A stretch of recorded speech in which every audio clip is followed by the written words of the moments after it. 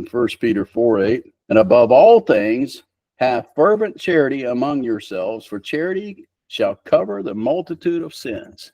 Isn't that the characteristic of Jesus, man? Was he interested in coming down here and pointing out every sin that you had wrong? Or he just covered all of them? He's covered some sins that you've done that he hasn't even dealt with you. But you know what? He covered them. If you love Jesus, you'll be in the business of covering up sins. Not that cover, you see now, if somebody's doing something unlawful and hurting somebody, it's not covering up that kind of stuff. Anything that needs to be taken to the law, abuse and all that stuff, that needs to be brought before the law. But I'm talking about everyday sins, everything that we do. And if it's between them and God and you know about it, cover it up. But it's not going to do any good to bring it out. The guy is struggling just like you are to try to get right and trying to walk with God. And I'm telling you, that flesh kind of flares up. And what are you going to do about it?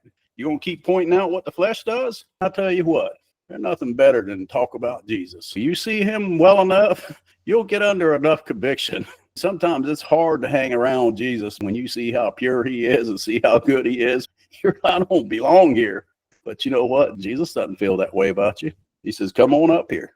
You know, there's no sin, even a habitual sin. You say, Lord, I'm sorry for doing that, whatever it is. And you know you're going to do it tomorrow. You don't want to. You wish you could get rid of it. You know it ain't right. But you think maybe one day in the future I'll give it up. Maybe you will. I don't know. But you know what's going to help you give it up? Your continued fellowship with Jesus Christ. The Lord's not going to say to you, I'm not fellowshipping with you because you're doing such and such. As long as you have a spirit within you that says, I don't like this, Lord, I know it ain't right.